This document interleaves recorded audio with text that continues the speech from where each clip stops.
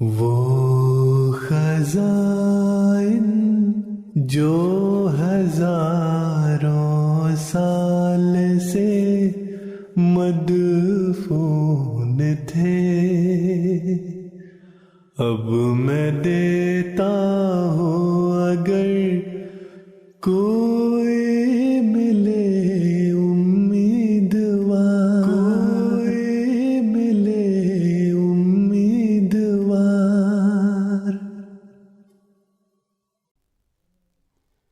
اعوذ باللہ من الشیطان الرجیم، بسم اللہ الرحمن الرحیم۔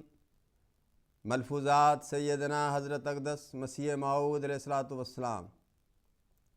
جماعت کی ترقی اور اس کے متعلق براہین احمدیہ میں پیش گوئیاں۔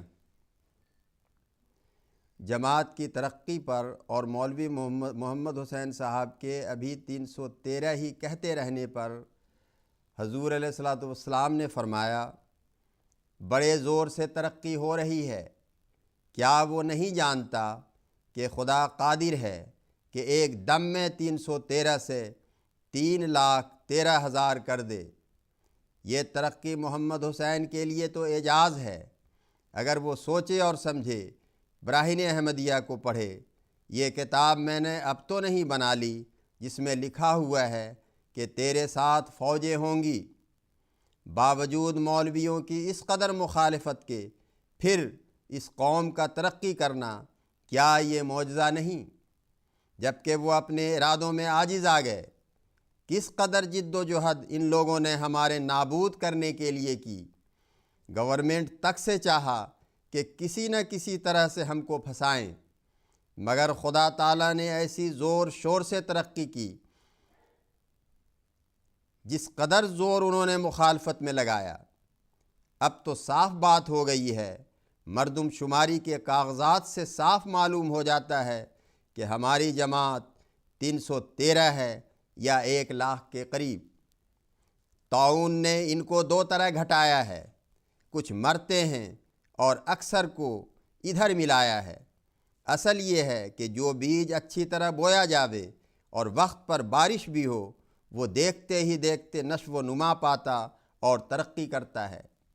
دلوں کو کھینچنا اور قائم رکھنا یہ خدا کا کام ہے۔ ان مخالفوں کو اگر اب ابو سفیان کی طرح نظارہ کرایا جائے تو حیران ہو جائیں۔ حضرت صلی اللہ علیہ وسلم نے جب ان کو اپنی فوج دکھائی اور عباس رضی اللہ عنہ کو کہا کہ ان کے پاس ٹھہر کر دکھاؤ، اور جب اس نے وہ نظارہ کیا تو اس نے کہا کہ تیرا بھتیجا بڑا بادشاہ ہو گیا ہے، مگر اس کو جواب دیا گیا کہ بادشاہی نہیں، نبوت ہے۔ براہین احمدیہ کے زمانہ پر غور کیا جاوے، جب وہ چھپ رہی تھی، اب تو نہیں بنائی گئی، اس وقت کے الہامات اس میں درج ہیں، جو انگریزی میں بھی ہیں اور عربی میں بھی۔ اذا جاء نصر اللہ والفتح وانتہی امر الزمان الینا الیس ھذا بالحق۔ ایک مخلوق ہماری طرف رجوع کرے گی تو کہا جائے گا الیس ھذا بالحق۔ وانتہی امر الزمان الینا، عربی میں بڑا عجیب فقرہ ہے کہ زمانہ کا رجوع ہماری طرف ہوگا اور آخری فیصلہ ہمارے ہی حق میں ہوگا۔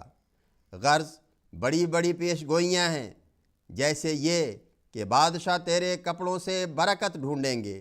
اس سے معلوم ہوتا ہے کہ بعض ملوک کو بھی اس طرف توجہ ہوگی اور ان میں بھی اس سلسلہ کی اشاعت ہوگی۔ ملوک اور رؤسا کے کان حق کے سننے سے بہرے ہوتے ہیں، نہ خود ان کو عادت ہوتی ہے اور نہ ان کے پاس والے ایسے ہوتے ہیں۔ ان کے مصاحب اور پاس رہنے والے بدوضع لوگ ہوتے ہیں، اس لیے وہ اپنی سد دنیا کا باعث سمجھتے ہیں۔ اگر وہ دین کی طرف توجہ کریں، مگر خدا تعالیٰ نے مجھے فرمایا ہے کہ بادشاہ تیرے کپڑوں سے برکت ڈھونڈیں گے، یہ برکت ڈھونڈنے والے بیت میں داخل ہوں گے، اور ان کے بیت میں داخل ہونے سے گویا سلطنت بھی اس قوم کی ہوگی۔ پھر مجھے کشفی رنگ میں وہ بادشاہ دکھائے گئے، وہ گھوڑوں پر سوار تھے اور 6-7 سے کم نہ تھے۔ اصل یہ ہے کہ خدا کے کام تدریجی ہوتے ہیں، جب حضرت صلی اللہ علیہ وسلم مکہ معظمہ کی گلیوں میں تکلیف اٹھاتے پھرتے تھے، اس وقت کون خیال کر سکتا تھا کہ اس شخص کا مذہب دنیا میں پھیل جائے گا؟ علم خدا تعالیٰ کے سوا اور کسی کو نہیں ہوتا۔ صحابہ کرام رضی اللہ عنہم کے علم کا دائرہ بھی اشاعت اسلام کے متعلق اتنا نہ تھا جتنا اب ہے۔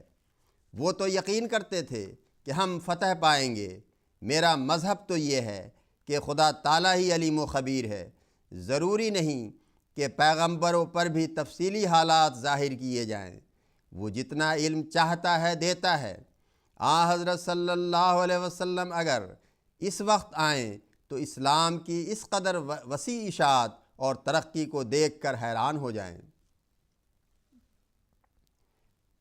حضور علیہ السلام نے اپنے تائیدی ثبوتوں کے متعلق فرمایا، صداقت کے 4 قسم کے ثبوت ہوتے ہیں۔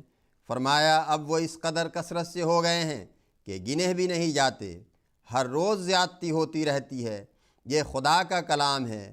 مجھے بارہا خیال آیا ہے کہ اگر کسی رئیس کو یہ خیال پیدا ہو تو جس ترتیب سے خدا تعالیٰ نے اس سلسلہ کی سچائی کو ظاہر کیا ہے، وہ ایک جلسہ کر کے اس ثبوت کو ہم سے لے لے۔ یہ ثبوت 4 قسم کے ہیں، اگر عقل کو بھی اس میں داخل کر لیا جاوے۔ نمبر 1 نصوص قرآنیہ و حدیثیہ، نمبر 2 آیات ارضیہ و سماویہ، نمبر 3 ضرورت مشہودہ و محسوسہ، نمبر 4 دلائل عقلیہ۔